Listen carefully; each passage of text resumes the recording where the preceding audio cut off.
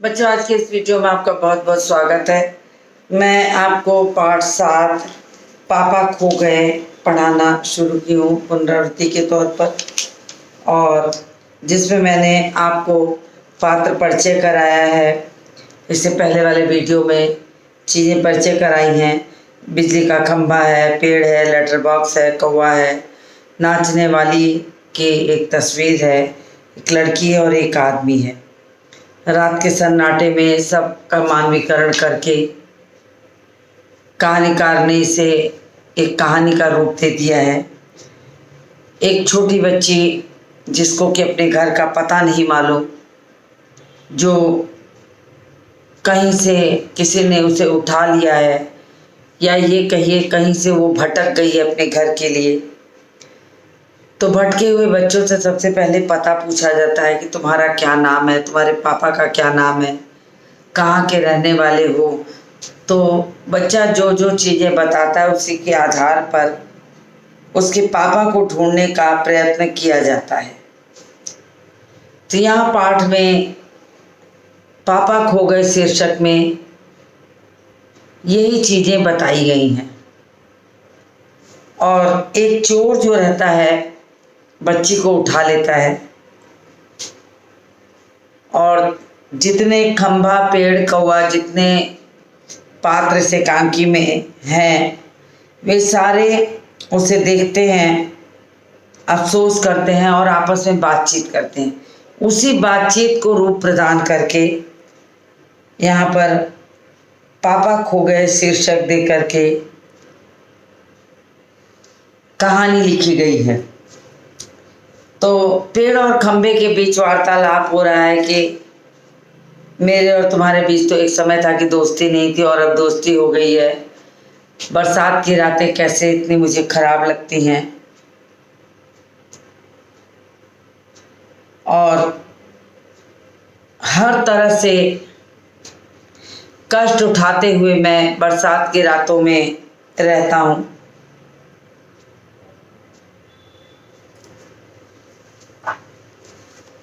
तो उसी वार्तालाप को मैं पेड़ और खंबे की वार्तालाप को आगे बढ़ाते बढ़ाते मैं थोड़े से पुराने अंश को पढ़ के फिर बताऊंगी। तब सब कुछ कितना अलग था यहाँ। वहाँ के वे सब ऊंचे ऊंचे घर नहीं थे, तब यह सड़क भी नहीं थी। वह सिनेमा का बड़ा सा पोस्टर, उसमें नाचने वाली औरत भी तब वहाँ नहीं थी। सिर्फ सामने का यह समुद्र था और बहुत अकेलापन महसूस होता था। तुम्हें जब यहाँ लाकर खड़ा किया गया तो मैंने सोचा चलो कोई साथी तो मिला, इतना ही सही।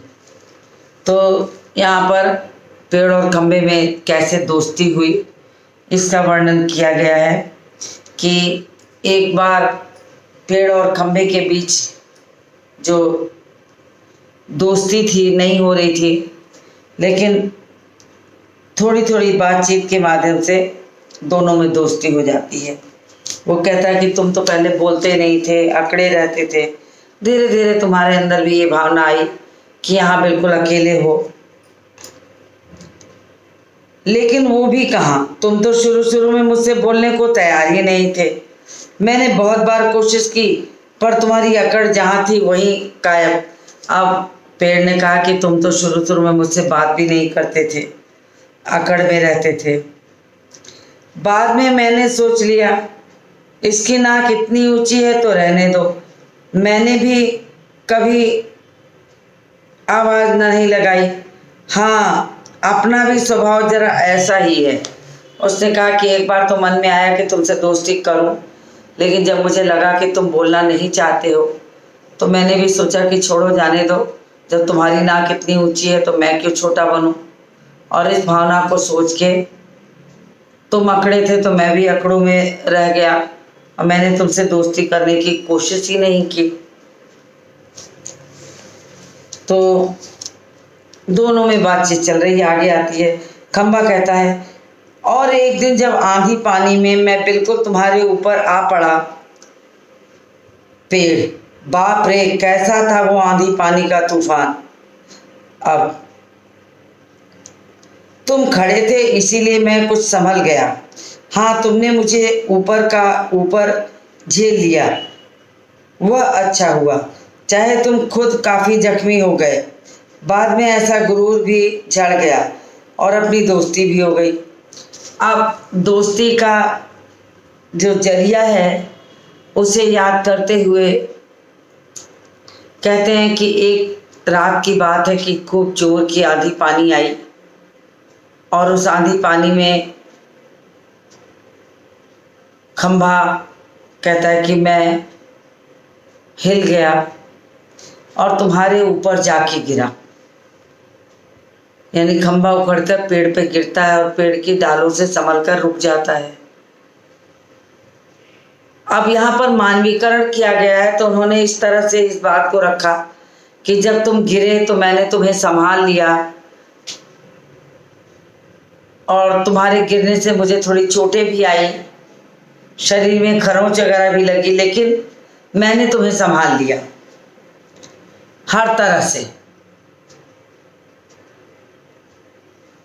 तो इस बात को याद करके वो कहते हैं कि उसी दिन से तुम्हारा घमंड भी कम हो गया और मेरे अंदर का भी जो आंकड़ोपन था वो खत्म हो गया। हमारी तुम्हारी दोस्ती होने लगी क्योंकि तुम्हारी वजह से मैं घायल हो गया था और फिर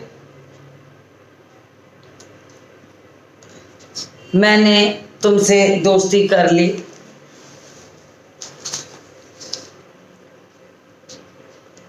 तुम्हारी भी अकड़ दूर हो गई।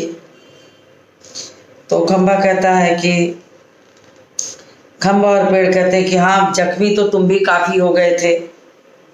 बाद में मेरा भी गुरूर जो था, गुरूर मतलब घमंड जो था, वो कम हो गया और धीरे धीरे हमारी दोस्ती हो गई। तब पेड़ कहता हवा आज भी बहुत है। अब वातावरण का वर्णन करते हुए पेड़ कहता है कि आज भी देखो कैसी ठंडी ठंडी बयार चल रही है, हवा चल रही है। दोनों चुपचाप हवा की आवाज़ सुनते हैं, शांत होकर हवा का अनुभव लेते हैं। दूर दराज रात के अंधेरे में कहीं भौंकने की आवाज़ आती रहती है। पोस्टर पर बनी नाचने वाली औरत टेढ़ी हो जाती है हवा के कारण। जो पोस्टर था वो पोस्टर टेढ़ा हो गया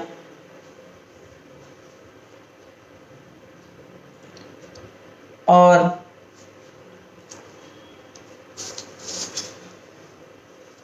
उसके जो घुंघरू, पैर में पड़े घुंघरू की आवाज़ है वो बज उठते हैं। अब देखिए, यहाँ पर किसी भी चीज़ को निर्जीव नहीं माना है, सजीव माना है। पोस्टर में जो नाचती हुई औरत का चित्र बना था, उस चित्र को सजीव रूप दे करके उन्होंने कहा कि वो जो चित्र था वो सजीव हो उठा था और जब हवा से टेढ़ा हुआ तो उसके पैर के घुंघरू बोल दिए, तो सजीव रूप ये है। फिर पहले की तरह स्थिर हो जाती है। लेटर बॉक्स किसी दोहे का एक चरण गुनगुनाता है और रुक जाता है। अब जब पोस्टर जो हवा से हिलता है तो नाचने वाली के पैर के जो घुंघरू हैं वो बज पड़ते हैं। ये माना गया कि वो सजीव है और उसके घुंघरू बजते हैं। लेटर बॉक्स को भी एक सजीव दिखाया है। ताऊ सबसे पुराना बुजुर्ग होने के अर्थ में उसका यहाँ पर लाया गया कि वो बड़ा बुजुर्ग है और लोगों को संभालता है, पढ़ा लिखा भी है।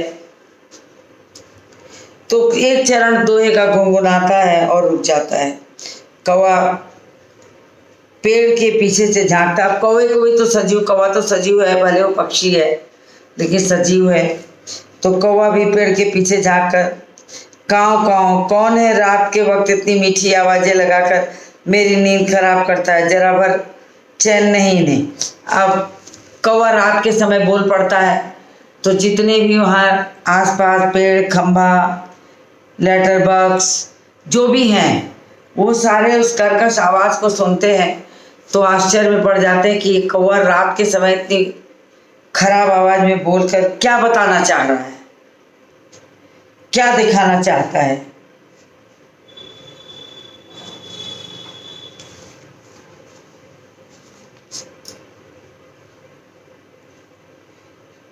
और कौवा जब बोलने लगता है तो सबकी नींद खराब हो जाती है और सब कहते हैं कि जरा भर चैन नहीं दे, कि जरा सा भी आराम नहीं करने देता है और सबको कष्ट दे रहा है।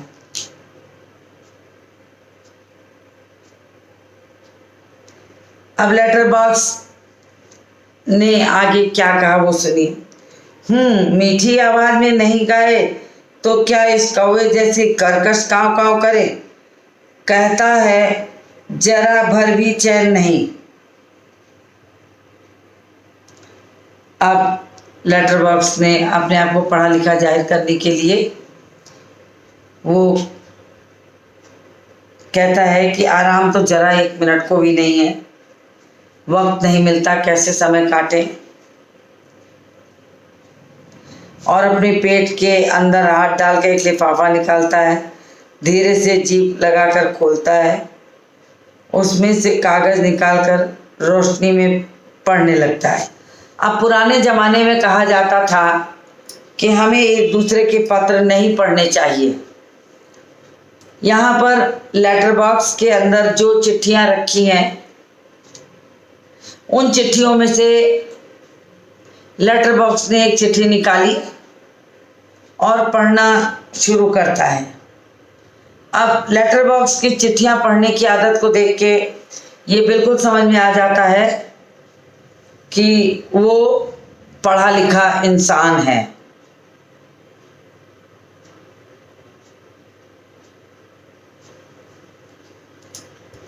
और पढ़ लिख सकता है, तो समय बिताने के लिए वो चिट्ठियों को पढ़ता था।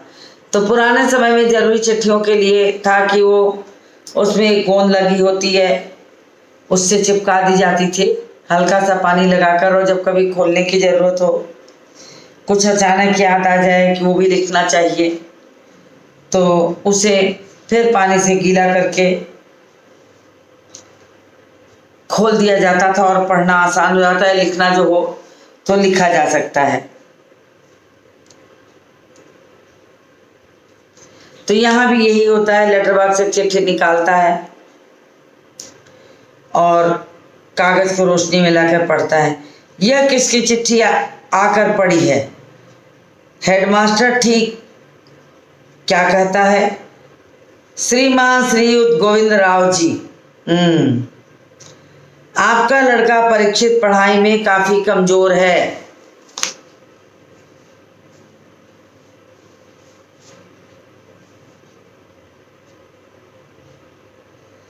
तो ऐसा लगता है कि जैसे किसी के पिता के नाम चिट्ठी गई है और पिता को ये सचेत किया जा रहा है कि आपका बच्चा जो है पढ़ाई में कमजोर है, आप उस पर ध्यान दें।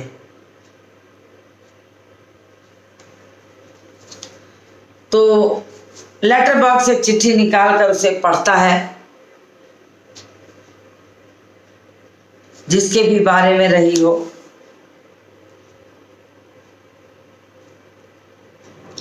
कक्षा में उसका ध्यान पढ़ाई में बिल्कुल नहीं रहता, उसकी बजाय उसे क्लास से गायब रहकर बंटे खेलना बहुत ज़्यादा अच्छा लगता है। आप एक बार खुद आकर मुझसे मिलिए। परीक्षित के पापा हेडमास्टर से मिल भी लेंगे तो क्या हो जाएगा? स्कूल के बच्चे पढ़े नहीं, क्लास से गायब रहकर बंटे खेलते रहे, इसका क्या मतलब? फीस के पैसे क्या फोकट में आते हैं? सभी के पापा लोग ऑफिस में काम करते हैं और कहीं ना कहीं जाकर मिलते हैं ये पैसे। उन्हें ये बच्चे फोकट के समझें। आखिर क्यों? हेडमास्टर साहब तो लाल ताऊ कहता है या लेटर बॉक्स कहता है कि हेडमास्टर तो असली में मुझे होना चाहिए। जैसे मुझे आज चिट्ठी पढ़ के बुरा लग रहा है, ठीक ऐसे ही अगर मैं हेडमास्टर रहता तो सारे बच्चों को सुधार देता। तो यहाँ पर एक चिट्ठी दिखाई गई कि लेटर बॉक्स एक चिट्ठी निकालता है, जिस चिट्ठी को किसी प्रधानाचार्य की ओर से किसी अभिभावक को दी गई है और उसमें लिखा गया है कि आपका बच्चा पढ़ाई में मन नहीं लगाता, बिल्कुल भी नहीं पढ़ता, इसलिए आप आकर मुझसे मिले। मुझसे मिले मतलब प्रधानाचार्य से। अब इस बात को सोच के लेटर बॉक्स को लगा कि वो कहता है कि अगर काश मैं रहता तो सबको संभाल देता, मैं सबको रास्ता दिखा देता कि कैसे पढ़ाई की जाती है।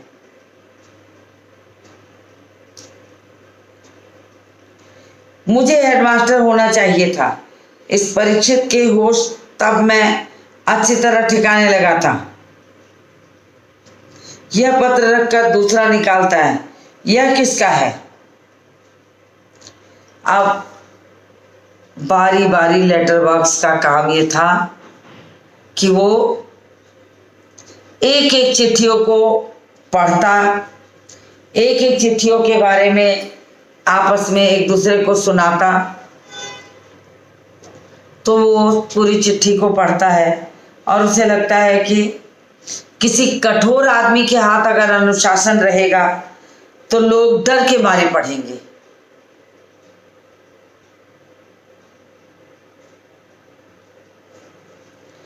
तो उसने कहा कि प्रधानाचार्य तो मुझे होना चाहिए।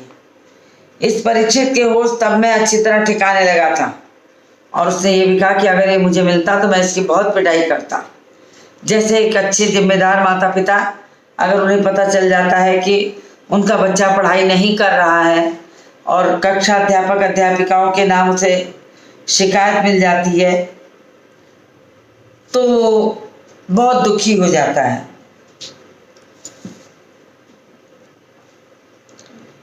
और कहता है कि तब मैं परीक्षित के होश मिटाता और समझाता। खम्मा कहता है, क्यों लालता हो, आज किस किस के पत्र चोरी चोरी पढ़ रहे हो? पुराने समय से ये लोगों में सुनने को आया था कि पत्र, दूसरे के पत्र पढ़ना चोरी का काम है, अपराध है, नहीं करना चाहिए। तो लेटर बॉक्स निकाल कर चिट्ठियां जब पढ़ता है तो खम्बा टोक देता है कि क्यों लालता हो, ये कौन सा अच्छा काम कर रहे हो कि दूसरों की चिट्ठियां निकाल के पढ़ रहे हो?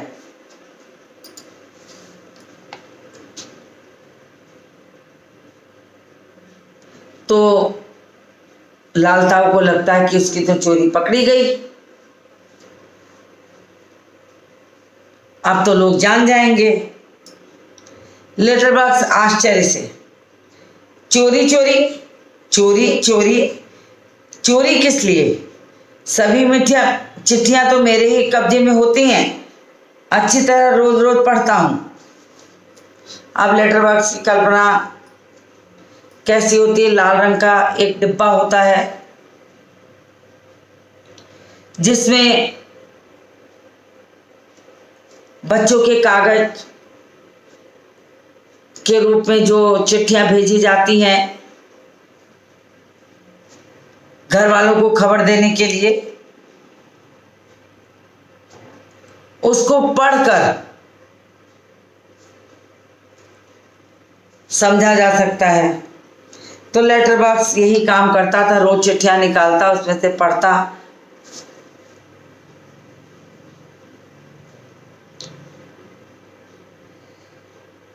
तो कहता अच्छी अच्छी तरह रोज रोज पढ़ता हूं। पेड़ भी जवाब देता है, कब्जे में होने का मतलब यह तो नहीं लालताऊ कि लोगों की चिट्ठियां फाड़ फाड़ कर पढ़ते रहो। अब पेड़ उसे समझाता है लालताऊ को कि तुम्हारे कब्जे में ये चिट्ठी है, इसका मतलब ये नहीं कि तुम जिसकी तिसकी चिट्ठियां निकाल के पढ़ते रहो।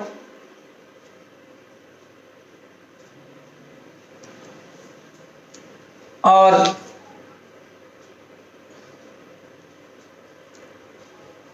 लाल ताऊ तो अपना समय बिताता था कि किस तरह से वो समय बिताए। वह देखता ही रह गया, चिट्ठियों का बंडल बनाकर जल्दी जल्दी चलता रहा। अच्छा, उसके बाद है लेटर, चलता हूँ, पता नहीं, पता तो चल जाने दो, मेरी तरह यहाँ रात दिन बैठकर दिखाए तब चले। अब खम्बे ने कहा कि मैं तो जीवन भर यहीं इसी अवस्था में खड़ा हूं,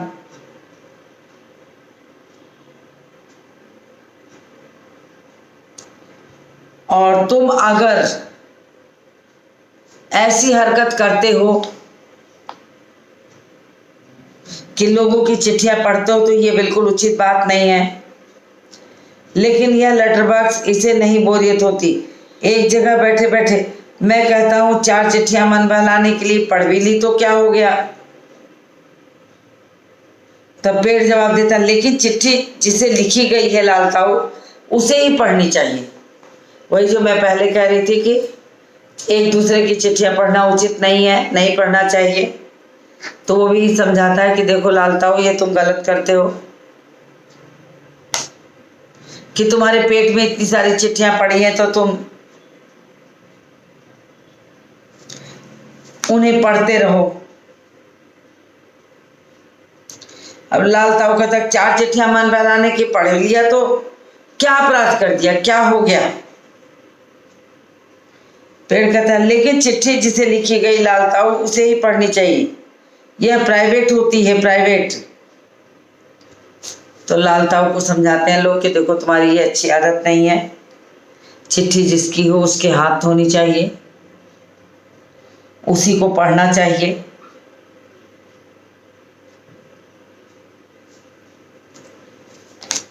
लाल ताऊ को ये बात उतनी बुरी नहीं लगती है। फिर वो आगे कहता है, लेकिन चिट्ठियां जिसे लिखी, लेटर बॉक्स जाता है, मैं कहाँ किसी की चिट्ठी पास रख लेता हूँ, जिसकी होती है उसे मिल ही जाती है। किसी की गुप्त बातें मैं कब बाहर निकाल देता हूँ, वह मुझ तक ही रहती है, इसलिए मुझे अपना बहुत महत्व लगता है। तब उसने कहा कि मैं पढ़ता हूं, चाहे कुछ भी हो, मैं किसी भी चिट्ठी की चर्चा किसी दूसरे से नहीं करता हूं। तो जिन जिन चीजों की आवश्यकता उसे महसूस होती है, पेड़ उसे कहता जाता है कि देखो तुम्हें इस तरह की गलतियां नहीं करनी चाहिए। वो कहता भी है कि मैंने कौन सी अपराध किया है। तो लेटर बॉक्स कहता, मैं कहाँ किसी की चिट्ठी पास रख लेता हूं, जिसकी होती है उसे मिल ही जाती है। किसी को की गुप्त बातें मैं कब बाहर निकाल देता हूं, वो मुझ तक ही रहती है, इसलिए तो मुझे अपना बड़ा महत्व लगता है। तो लाल ताऊ ने कहा कि किसी की भी चिट्ठी को मैं किसी से चर्चा नहीं करता हूं, न बताता हूं, वो सिर्फ मेरे तक रहती है, इसलिए तो मुझे बड़ा अपना महत्व है कि सब चिट्ठियां मेरे पास होती हैं। तो पेड़ अचानक देखता है कि उधर से कोई आ रहा है, तो जोर से चिल्लाना शुरू करता है कि चुप रहो चुप रहो, कोई आ रहा है। अब सब चुप हो जाते हैं। पोस्टर पे बनी नाचने वाली का संतुलन फिर से बिगड़ा, फिर पहले की तरह स्थिर और स्तब्ध हो जाती है। तेज हवा की भनभनाहट, भिखारी जैसा एक आदमी आता है, उसके कंधे पर कोई सोई हुई एक लड़की पड़ी है, ये स्वरूप दिखाया जा रहा है।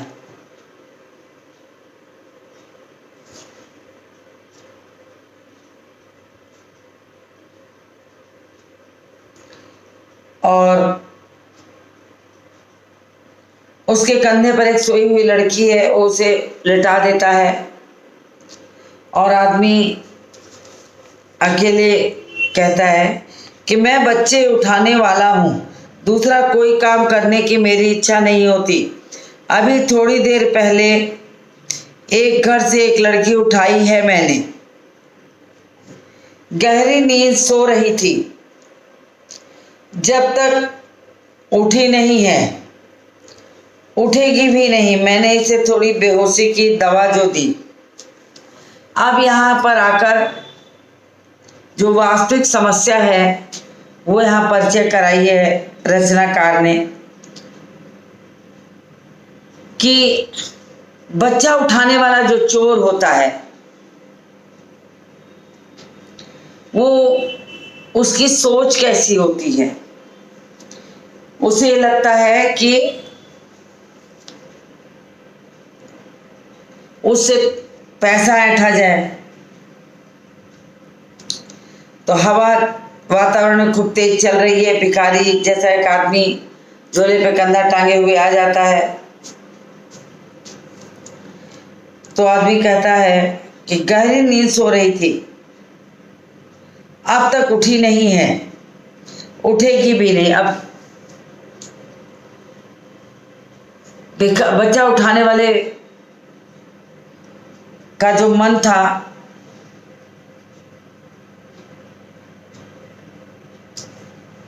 उसे देखकर ऐसा लगता है कि जैसे वो सबको समझा रहा है।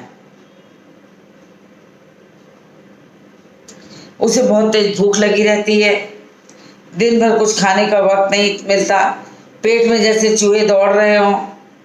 तो ऐसा किया जाए, इसे वहीं लेटा कर अपने जरा कुछ खाने की तलाश करें। अब वो कहता है कि बच्ची को ही लिटा देते हैं और थोड़ा सा खाने की चीज़ों की तलाश करते हैं, कहीं कुछ मिलता है कि नहीं। तो बच्चे चुराने वाले ऐसे होते हैं। बच्चे चुराने वाले बच्चों को उठा लेते हैं और ऐसे ही बहुत बच्चों को उठाते हैं जो कि अपने बारे में कुछ ना बता पाए।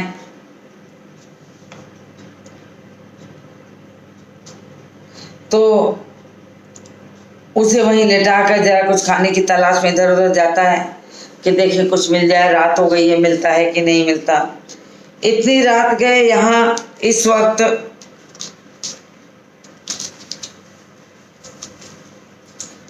अब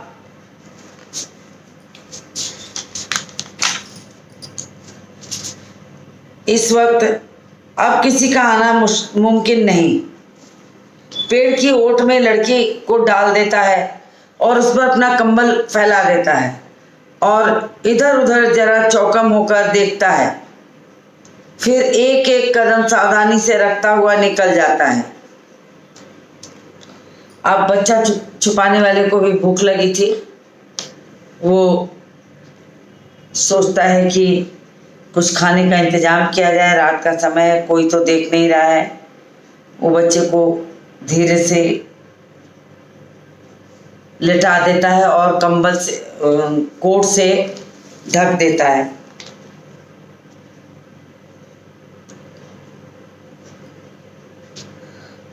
और चारों ओर चौकस होकर देखता है, फिर एक एक कदम सावधानी से रखता हुआ निकल जाता है। अब देखिए पेड़ और खंभा की बातचीत चल रही है। तो खंभा चौंक कर पेड़ की ओर देखता हुआ कहता है, पेड़ राजा, दाल में कुछ काला नजर आता है। अब वो पेड़ कहता है कि भला कोई अपने बच्चे को कैसे इस तरीके से घर से बेघर करके ले आके लेटा दे, सड़क पे उड़ा दे। जो होना है देखा जाएगा। और चोर उसे लेटा के भूख की तलाश में इधर उधर जाकर भटकता है कि कहीं कुछ मिल जाए। वो उसे कहीं से उठाकर लाया है, मैंने सुना है। अब सारे निर्जीव प्राणी सजीव होकर के बातचीत करते हैं और कहते हैं कि मुझे लगता है कि इस बच्ची को उठा के लाया है,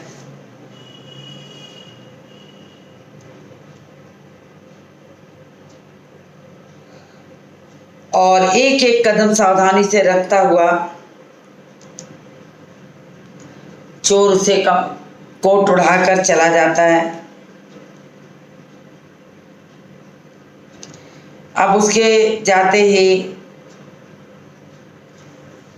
जो पेड़ रहता है कहता कौवे को जगाते हुए, एक कौवे जागना, जाग, दिन हो गया है। नहीं, दिन नहीं हुआ, पर एक दुष्ट आदमी एक छोटी सी लड़की को कहीं से उठाकर ले आया है। चुप, वह आदमी इस वक्त यहाँ नहीं। वो लड़की उठ जाएगी तो चिल्लाएगी। अब पेड़ जो रहता है वो अपनी भावनाओं को कैसे लिखता है।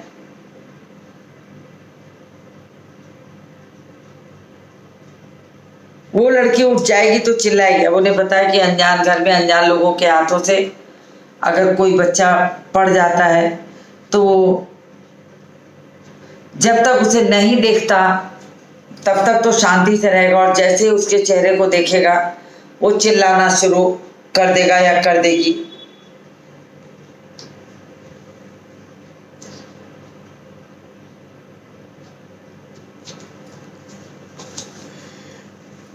तो आपस में ये सब बातें करते हैं।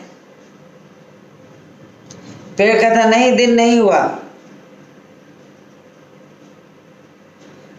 कौवा एक आंखों पर एक चुल्लू पानी डालकर अभी आया, और ये कह के वहां से उड़ जाता है।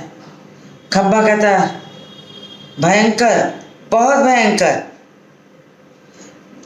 और झुक कर लड़की को देखता है। लड़की बहुत प्यारी है, कौन जाने किसकी है। अब ये सच है कि अगर बच्चा चुराने वाला बच्चों को चुराता है तो किसी भी मोह माया में नहीं पड़ता। या तो फिरौती की मांग करेगा, पैसे को ले लेगा,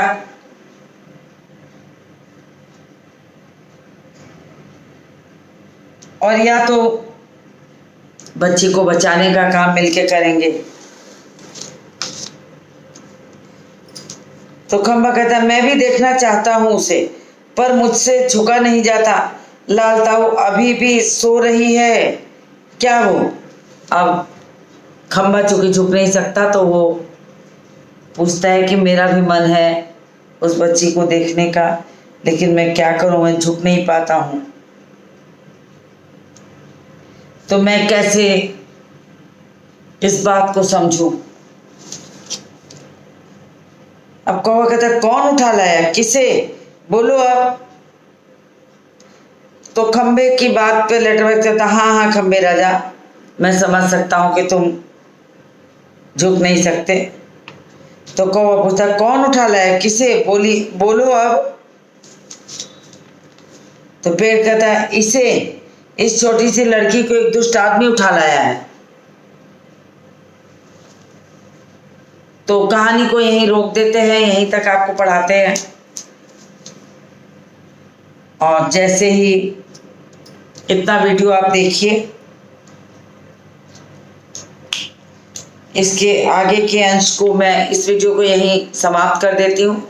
इसके आगे के अंश को मैं पढ़ाते हुए मिलती हूँ आपसे अगले वीडियो में।